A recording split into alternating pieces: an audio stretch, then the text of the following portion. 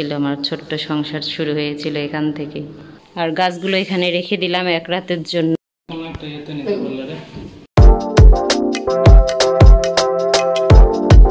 আসসালামু আলাইকুম, welcome to my new vlog. আমি সাইমা আপনাদের সামনে হাজির হয়েছি নতুন আরেকটি ভিডিও নিয়ে।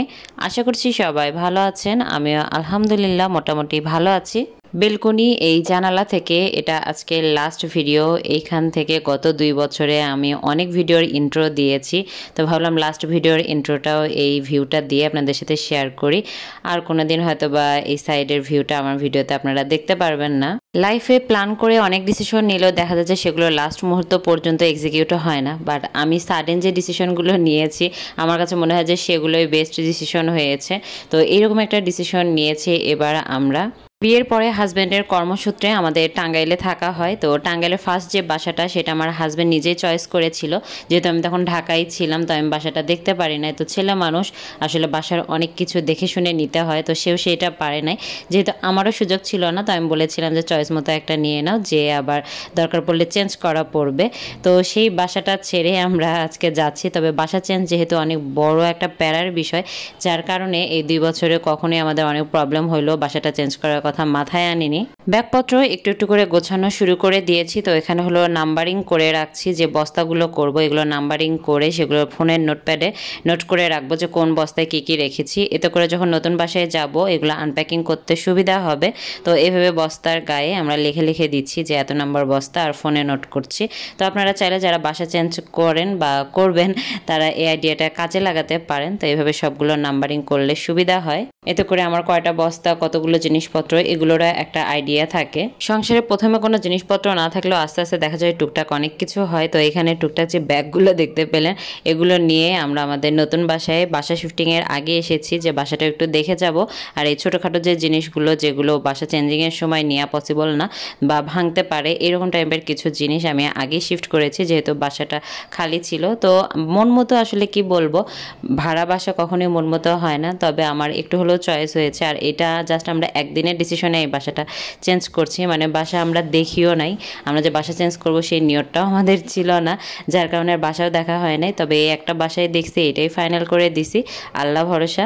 আমরা যারা ভাড়াটিয়ারা থাকি তারা অনেক সময় দেখা যায় যে বাসাটায় ভাড়া থাকি সেটাকে যতদিন আমি থাকবো ততদিন আসলে সেটাকে নিজের বাসায় বলি, কিন্তু অনেকেই নিজের বাসার মতো করে রাখি না, যে ভাড়া বাসা এত ক্লিন করে কি হবে।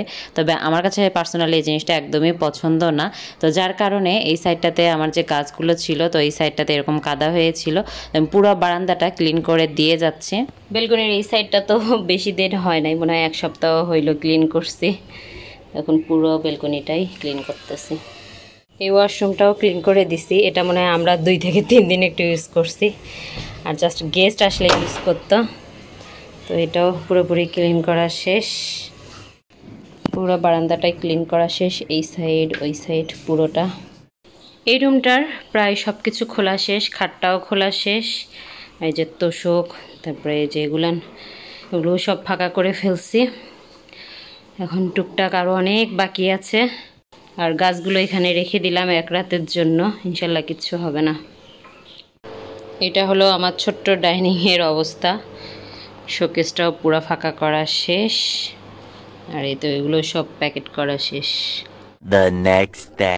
এখন সকাল 6টা বাজে। ভ্যান মামার ফোনে আমাদের ঘুম ভাঙছে, মানে আমরা যে একটু ফ্রেশ হবো সেই সময়টুকুও পাই নাই। গতকাল রাতে সব কিছু প্যাকিং করতে করতে ভোর 4:30 বেজে গিয়েছিল, তো খুবই অল্প পরিমাণে একটু ঘুম হয়েছে। তো ঘুম থেকে উঠে যে ফ্রেশ হবো সেই টাইমটুকু ওনারা দেয়নি, কারণ ওনারা এসে তো আসলে ওয়েট করবে না, কারণ এরপরে ওনাদের আরও কাজ আছে। তো ওনারা এসে সাথে সাথে এই যে সব কিছু নিয়ে যাওয়া শুরু করে দিছে। গতবার যখন ঢাকা থেকে আমি টাঙ্গাইলে শিফট করেছিলাম তখন আমার অনেক জিনিসপত্র নষ্ট হয়েছিল, কারণ আমি অভিজ্ঞ তেমন কোনো লোক নিয়েছিলাম না, চেনা পরিচিত লোক দিয়ে সব কিছু ট্রাকে লোড করেছিলাম। তো এবার সেই ভুলটা করি নাই, যে এবার আমি লোক নিব, অভিজ্ঞ লোক যারা এগুলো এভাবে শিফট করে, কারণ এতে করে জিনিসগুলো ভালো থাকে। পুরো বাসা ফাঁকা হয়ে গেছে, তো এখন ফাঁকা একটা ট্যুর দিই। অনেকে আসলে আমার এই বাসার ভিডিও চাচ্ছিলেন, বাট আসলে দেখার মতো তেমন কিছু ছিল না, তো কখনো এভাবে শেয়ার করা হয়নি। তো এটা একটা বেডরুম ছিল, তার পাশাপাশি এটা একটা বেডরুম ছিল, আমি পুরো ক্লিন করে দিছি।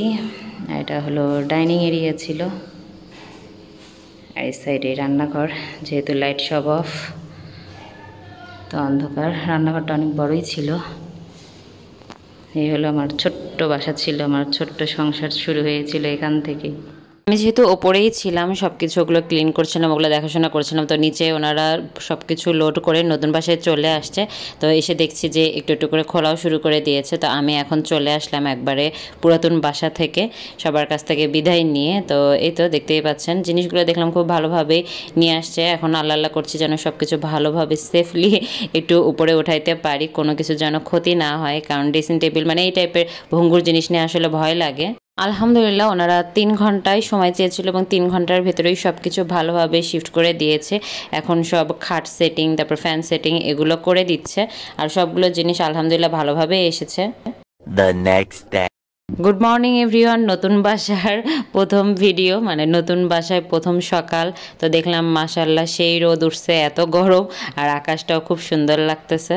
বাসা শিফটিং যারা করে শুধুমাত্র তারাই বুঝবে যে বাসা শিফট করা কি পরিমাণে প্যারার কাজ, কারণ বাসা শিফট করার আগে জিনিসপত্র প্যাকিং করা, তারপরে নতুন বাসায় এসে সেগুলো আনপ্যাক করা, মানে এর মতো প্যারার কাজ নেই। আমরা দুজনেই ভীষণ রকমের টায়ার্ড, তবে রান্না করে এনেছিলাম যার কারণে রান্না করার কোনো প্যারা নেই। তো এই তো সব কিছু আস্তে আস্তে একটু একটু করে আমরা সব কিছু খোলাও শুরু করছি, গোছানো শুরু করছি। আর আলহামদুলিল্লাহ আমার গাছগুলো একটা সুন্দর বারান্দা পাইছে, এটার জন্য আমি অনেক বেশি খুশি। তো আজকে গাছগুলো সেট করে দেয়া হচ্ছে। আর আমি ভেবেছিলাম যে যারা শিফট করবে ওনারা গাছগুলো কেমন করে শিফট করে, আলহামদুলিল্লাহ গাছগুলো খুব সুন্দরভাবে শিফট করেছে। আর আমার এই লাকি ব্যাম্বুটা এত বড় হয়েছে যে এখন টবে আর সেটা ভালোভাবে মানে সেট হচ্ছে না, মানে বাঁকা হয়ে গেছে, ও সোজা হয়ে দাঁড়াইতে পারতেছে না, এত বড় হয়েছে। কারো কাছে যদি কোনো আইডিয়া থাকে কমেন্ট করে জানাতে পারেন। বুঝতেছি না যে এটা বড় কোনো টবে শিফট করব নাকি কাটিং করব। তো এটা হলো আমার বারান্দার ফাইনাল লুক। ইচ্ছা আছে যে আরও যেগুলো আমার উইশলিস্টের গাছ আছে সেগুলো দিয়ে বারান্দাটা ইনশাল্লাহ ভরিয়ে ফেলবো। এই ছিল আমার গত কয়েকদিনের টুকটাক নেওয়া কিছু ক্লিপ। আশা করছি ভিডিওটি আপনাদের ভালো লাগবে। ভিডিওটি ভালো লাগলে চ্যানেলটি সাবস্ক্রাইব এবং ভিডিওতে লাইক কমেন্ট করতে ভুলবেন না। সবাই ভালো থাকবেন, সুস্থ থাকবেন। আল্লাহ হাফেজ।